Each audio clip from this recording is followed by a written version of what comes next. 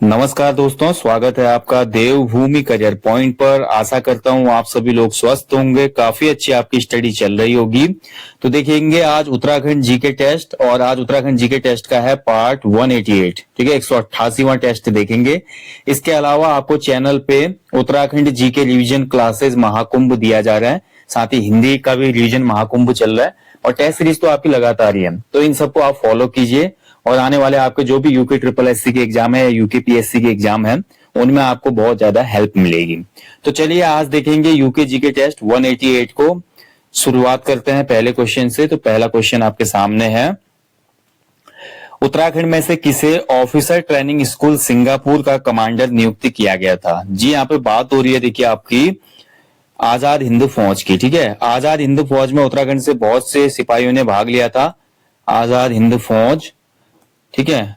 तो आजाद हिंद फौज में कौन व्यक्ति थे निम्न में से जो कि सिंगापुर में ऑफिसर ट्रेनिंग स्कूल के कमांडर थे? दिए गए विकल्पों में आपको ये बताना है। ठीक है, तो राइट आंसर हो जाएगा इस क्वेश्चन का ऑप्शन बी, चंद्र सिंह नेगी जी। ठीक है, तो Chandra Singh Negi officer training school Singapore के कमांडर थे आईएनएस में। ठीक है, आईएनएस में।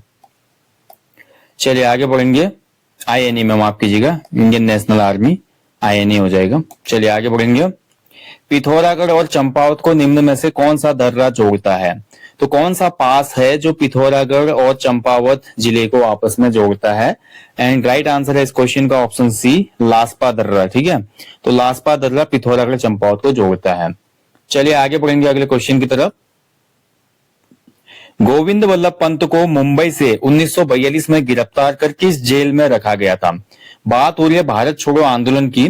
तो भारत छोड़ो आंदोलन के दौरान गोविंद वल्लभ पंत जी भी क्या हुए थे? गिरफ्तार हुए थे, और उन्हें गिरफ्तार करके रखा गया था अहमदनगर की जेल में। ठीक है, ऑप्शन ए इसका राइट आंसर है, अहमदनगर की जेल में रखा गया था, ऑप्शन ए। चलिए आगे बढ़ेंगे।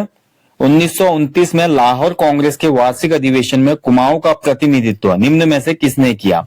तो देखिए, लाहौर जो कांग्रेस अधिवेशन हुआ था उसमें उत्तराखंड से जो भाग लिया था, भाग लेने वाले व्यक्ति थे दिए गए विकल्पों में हर्षदेव ओली। ठीक है, ध्यान रखेंगे, ऑप्शन डी इसका राइट आंसर है, हर्षदेव ओली।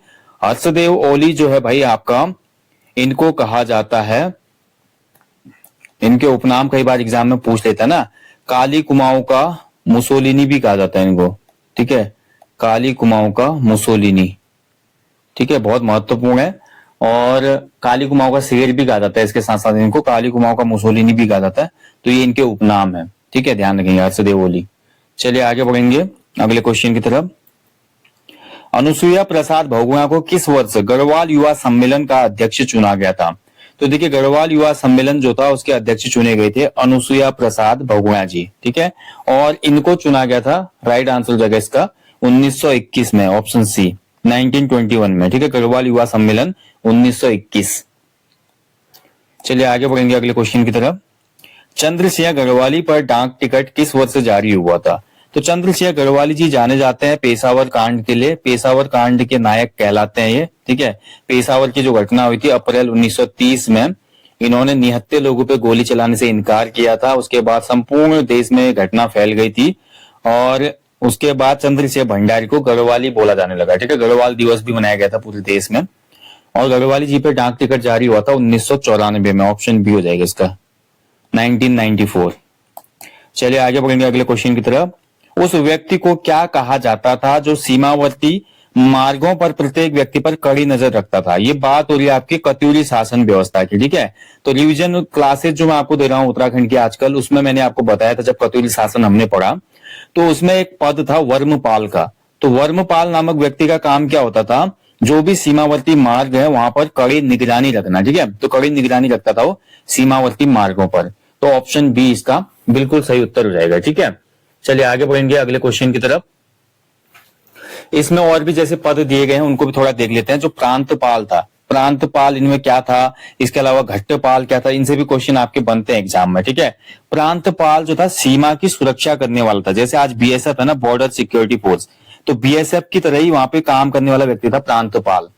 वर्मपाल आपका सीमावर्ती मार्गों पे व्यक्तियों पे कड़ी नजर रखता था। ठीक है, घट्टपाल कौन था फिर? अब घटपाल, तो घटपाल जो था जो भी दर्रे होते थे, दर्रे यानी कि पासेस, पासेज में सिक्योरिटी ऑफिसर होता था, घटपाल, गिरिदारों की रक्षा करने के लिए, ठीक है, जो पर्वतों के द्वार होते थे। और नरपति कौन होता था? नरपति होता था नदी घाटों पे जो इंस्पेक्शन करता था, ठीक है, नदियों के किनारे ये अधिकारी रहते थे और सुगम बनाते थे, नदी से आर पार करना है किसी को तो उस यात्रा को भी, और साथ ही नजर भी रखते थे। तो ये पद थे भाई कत्यूरी शासन काल में, शासन के पद। अगला क्वेश्चन है, मृत्युंजयी बापू के प्रति श्रद्धांजलि किस पत्र के प्रथम अंक में छपा था? इनमें से कौन सा पत्र था जिसके पहले अंक में ही एक आर्टिकल छपा, मृत्युंजयी बापू के प्रति श्रद्धांजलि? इसको छापने वाला जो पत्र था दिए गए विकल्पों में, वो था आपका कुमाऊं राजपूत। ऑप्शन ए इसका राइट आंसर है, कुमाऊं राजपूत ने छापा था। अब आप मुझे कमेंट बॉक्स में कमेंट करके बताइए, कुमाऊं राजपूत जो पत्र आया था ना, इसका संपादन किसने किया था? संपादन प्रकाशन कौन थे व्यक्ति जिन्होंने शुरू किया इसको? कुमाऊं राजपूत। आगे बढ़ेंगे अगले क्वेश्चन की तरफ। चित्रेश्वर या चत्रेश्वर जो आता है, देखिए इसमें थोड़ा आपका कई जगह अलग अलग आता है, ठीक है, कहीं पर छत्रेश्वर भी आ जाएगा, छत्रेश्वर, ठीक है। जो मुद्राएं हैं किससे संबंधित है? तो चित्रेश्वर मुद्राओं का जो रिलेशन है भाई, दिए गए विकल्पों में हो जाएगा कोविंद शासकों से, ठीक है। रिवीजन क्लास में हमने ये भी पढ़ा था, कोविंद शासकों की अलग अलग मुद्राएं मिलती है हमारी, ठीक है, तो उसमें से एक प्रकार है चित्रेश्वर मुद्राएं, ऑप्शन डी। आजाद हिंद फौज के सैनिक उत्तराखंड किस वर्ष आए थे? तो देखिए इंडियन नेशनल आर्मी के जो सिपाही थे आजाद हिंद फौज के, और इस फौज के जो हमारे सैनिक वापस आए उत्तराखंड में, तो ये कौन सा वर्ष था? आपको पता ही है, लगभग 2500 के आसपास सैनिक जो थे भाई उत्तराखंड से थे इस सेना में, ठीक है। और इनकी वापसी का वर्ष था 1946, ऑप्शन सी इसमें सही है, 1946। चलिए आगे बढ़ेंगे। आदि कैलाश पर्वत की तलहटी पर कौन सा ताल स्थित है निम्न में से? तो आदि कैलाश देखिए काफी ज्यादा आजकल पॉपुलर भी हो रहा है, प्रधानमंत्री मोदी जी भी गए यहाँ पे, उसके बाद तो मान के चलिए कि बहुत ज्यादा यहाँ पे टूरिस्ट पहुंचने लगे, श्रद्धालु पहुंच रहे हैं। और आदि कैलाश के तलहटी में अगर हम देखते हैं तो यहाँ पे देखने को मिलेगी आपको पार्वती ताल, ठीक है, तो ऑप्शन सी इसका राइट आंसर है, यहाँ पर स्थित है पार्वती ताल, तो ऑप्शन सी इसका बिल्कुल सही उत्तर हो जाएगा, ठीक है। चलिए आगे बढ़ेंगे अगले क्वेश्चन की तरफ। आदि कैलाश जो है ना, आदि कैलाश आपका भारत में ही है, ठीक है। जो कैलाश है मेन कैलाश, वो मेन कैलाश आपका पड़ता है तिब्बत रीजन में, जो कि अभी चाइना के अंडर है। चलिए आगे बढ़ेंगे।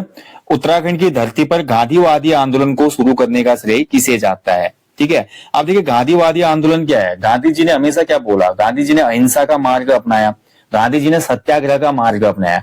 उसी मार्ग को यानी कि उसी विचारधारा को अपना के उत्तराखंड में जो आंदोलनों की शुरुआत की, ये करने वाले व्यक्ति थे प्रयाग दत्त पंत। ऑप्शन बी इसका राइट आंसर हो जाएगा, प्रयाग दत्त पंत, ठीक है, ऑप्शन बी सही उत्तर है इसमें। आगे बढ़ेंगे।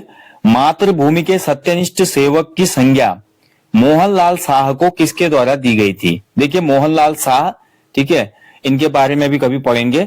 इनको एक टाइटल दिया गया था मातृभूमि के सत्यनिष्ठ सेवक, ठीक है, इनको बोला गया था। और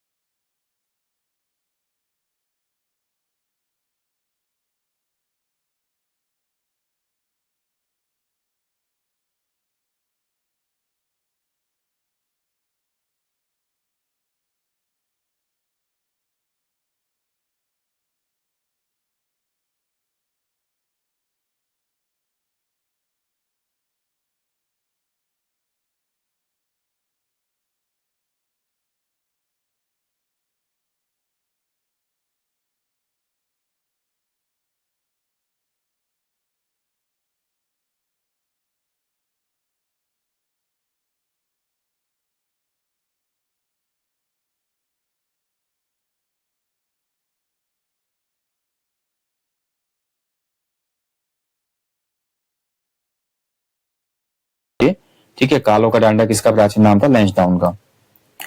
आगे बढ़ेंगे। कूर्मांचल समाज सुधार सम्मेलन किस मंदिर में आयोजित किया गया?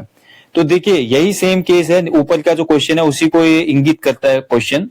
आपका अल्मोड़ा में भी क्या हुआ था कि जो दलित वर्ग था, निम्न वर्ग था, उसको समाज में बराबर की भूमिका दिलाने के लिए सम्मेलन किए गए। उसमें से एक सम्मेलन, एक कूर्मांचल समाज सुधार सम्मेलन भी था। पहले होता क्या था दोस्तों, जो हमारी अनुसूचित जाति के लोग थे उनको जो सार्वजनिक धारा होता था, सार्वजनिक धारा यानी कि पानी का जो स्रोत होता था या उसके अलावा जो नौला होता था, इससे पानी भरने में उच्च कुलीन लोग क्या करते थे, बहुत इंटरफेयर करते थे, उनको अलाउड ही नहीं था। तो इसका भी इन्होंने घोर विरोध किया इसके संबंध में, और अन्य मंदिरों में प्रवेश की अनुमति नहीं थी, उसको रोकने के लिए भी। तो बहुत सी चीजें इस समाज सुधार सम्मेलन में की गई थी। 1932 में यह सम्मेलन हुआ था, और ये किस मंदिर में हुआ था, तो बद्रीश्वर मंदिर में हुआ था। ठीक है, ऑप्शन बी बद्रीश्वर मंदिर, ऑप्शन बी सही है इसमें। आगे बढ़ेंगे। अंग्रेज प्रशासन ने अल्मोड़ा की सर्वाधिक खतरनाक व्यक्ति की संज्ञा किसे दी थी? तो देखिए अल्मोड़ा के सर्वाधिक खतरनाक व्यक्ति की संज्ञा जो दी थी ब्रिटिशर्स ने, ये कुंती देवी को दी थी। ऑप्शन डी इसका राइट आंसर है। ठीक है, कुंती देवी। कुंती देवी स्वाधीनता संग्राम आंदोलनकारी थी, और इन्होंने 1930 में क्या किया था, अल्मोड़ा नगर पालिका पर झंडा फहराया था भारत का, और इनको जिंदा या मुर्दा पकड़ के लाने के आदेश जारी हो गए थे, जिंदा या मुर्दा। ठीक है, तो उसमें अंडरग्राउंड हो गई होंगी है, लेकिन इनको जिंदा मुर्दा पकड़ने के लिए अनाउंसमेंट कर दी उसमें ब्रिटिश पुलिस ने, और कुंती देवी को ही सबसे खतरनाक व्यक्ति की संज्ञा दी गई। कभी कभी क्वेश्चन में ये बनता है, देखिए लास्ट टाइम यूकेपीएससी ने एक क्वेश्चन बनाया था, उसमें ये पूछा था कि कुंती देवी के साथ साथ कौन कौन अन्य महिलाएं थी, या कौन सी महिला का संबंध स्वाधीनता संग्राम आंदोलन से नहीं है। तो कुछ महिलाओं के नाम आपको याद होने चाहिए जिनसे आपको हेल्प मिलेगी। कुंती देवी वर्मा जी के साथ कौन कौन थी, आपकी मंगला वर्मा, मंगला देवी वर्मा। ठीक है, इसके अलावा भागीरथी वर्मा, भागीरथी वर्मा। ठीक है, अन्य जो नाम है जीवंती वर्मा, जीवंती वर्मा, और एक नाम और है रेवती वर्मा। तो ये कुछ महिलाएं थी जो कि इनके साथ स्वाधीनता संग्राम जो हमारा हुआ था उसमें भाग लेती थी। मंगला देवी वर्मा, भागीरथी वर्मा, जीवंती वर्मा, रेवती वर्मा और कुंती देवी वर्मा। ठीक है, ध्यान रखेंगे, तो ये अच्छे से आप याद रखिएगा। चलिए आगे बढ़ेंगे। भोजपत्र का वैज्ञानिक नाम क्या है? देखिए भोजपत्र जो है बहुत हाइल्टी एरिया में पाया जाता है, जिसको बर्च भी कहा जाता है, बर्च। ठीक है, भोजपत्र को बर्च भी कहा जाता है। इसका जो वैज्ञानिक नाम है भाई वो है बेटुला। ठीक है, यहाँ पे थोड़ा मिसप्रिंटिंग है, इसको सही करेंगे। बेटुला यूटिलिस, बेटुला यूटिलिस इसका वैज्ञानिक नाम है। ठीक है, अगर मैं हिंदी में लिखूं तो ये हो जाएगा बेटुला यूटिलिस। ठीक है, तो ऑप्शन ए में थोड़ा थोड़ा मिल रहा है लेकिन फिर भी सही नहीं लग रहा, तो इनमें कोई भी ऑप्शन सही नहीं है, सब में मिसप्रिंटिंग है। तो बेटुला यूटिलिस आपको याद रखना है, भोजपत्र। चलिए अगला जो क्वेश्चन है, अगला क्वेश्चन है, नहरों द्वारा सर्वाधिक सिंचाई किस जनपद में होती है? तो दिए गए विकल्पों में बताना है आपने, सबसे ज्यादा सिंचाई नहरों द्वारा, कैनाल यानी कि कैनाल से सबसे ज्यादा सिंचाई किस में होती है? तो राइट आंसर हो जाएगा इस क्वेश्चन का ऑप्शन डी, उधमसिंह नगर में। ठीक है, तो यूएस नगर में सबसे ज्यादा सिंचाई या सिंचित क्षेत्र है जो कि कैनाल के द्वारा किया जाता है। इसके अलावा नलकूप भी है, बट यहाँ पे बोल रहा है सबसे ज्यादा किस जनपद में, तो आपका यूएस नगर का ही जो क्षेत्रफल है ज्यादा निकलेगा। क्योंकि देखिए उत्तराखंड की जब हम बात करते हैं ना, तो उत्तराखंड का जो अन्नागार कहा जाता है वो उधमसिंह नगर यानी कि तराई वाला ही क्षेत्र कहा जाता है, और मोस्टली जो हमारे यहाँ पे जो कृषि क्षेत्र आता है वो उधमसिंह नगर जनपद में ही स्थित है। ठीक है, तो ऑप्शन डी सही है इसका। अगला क्वेश्चन है, इनमें से किसका प्राचीन नाम किलपुरी था? बताइए कीलपुरी इनमें से किसका प्राचीन नाम है दिए गए विकल्पों में? तो कीलपुरी जो प्राचीन नाम हो जाएगा दिए गए विकल्पों में, तो राइट आंसर है इसका ऑप्शन सी रामनगर। ठीक है, रामनगर का प्राचीन नाम था कीलपुरी। चलिए आगे बढ़ेंगे अगले क्वेश्चन की तरफ। उत्तराखंड में वृक्ष मित्र निम्न में से किसे कहा जाता है? तो कौन व्यक्ति है भाई जिनको उत्तराखंड में वृक्ष मित्र के नाम से संबोधित किया जाता है? बताइए, वृक्ष मित्र। तो देखिए वृक्ष मित्र हो या उसके अलावा एक और टाइटल मिलता है इनको, वृक्ष मानव। ठीक है, वृक्ष मित्र या वृक्ष मानव का जो टाइटल है वो हमारे किसके पास है? विश्वेश्वर दत्त सकलानी जी। ठीक है, इनको ही कहा जाता है आपका वृक्ष मित्र या वृक्ष मानव। ऑप्शन डी इसमें बिल्कुल सही उत्तर जाएगा। ठीक है, चलिए तो दोस्तों ये था आज उत्तराखंड जीके टेस्ट पार्ट 188, और आज तो काफी इजी क्वेश्चन मुझे लगे, इजी क्वेश्चन ही थे इसमें। तो ऐसे ही टेस्ट सीरीजों को आप फॉलो करें, लगातार आपका अच्छा खासा रिवीजन होगा, और एग्जाम में आपका देखिए इतना रिवीजन हो रहा है। अभी देखिए उत्तराखंड जीके के 188 टेस्ट आपके हो चुके हैं, हर टेस्ट में आपके 20 क्वेश्चन है, आप लगा लीजिए कितने क्वेश्चन आपके रिवाइज हो चुके हैं। ऐसे हिंदी में 160 के आसपास टेस्ट हो चुके हैं, जीएस में भी 160 के आसपास हम पहुंच चुके हैं। तो इन टेस्ट सीरीजों से आपका रिवीजन अच्छा खासा हो जाता है, तो इनको आप फॉलो करना। ठीक है, बाकी दोस्तों मिलेंगे आपको जल्दी नेक्स्ट सेशन में। अगर आपका कोई डाउट, क्वेरी या कोई भी क्वेश्चन में डाउट लगता है तो आप कमेंट बॉक्स में कमेंट करें। बाकी जाने से पहले हमेशा की तरह बोलूंगा, अपने जीवन में एक पेड़ अवश्य लगाएं और लोगों को भी इसके लिए अवेयर करें। Thank you for watching. जय हिंद, जय देवभूमि।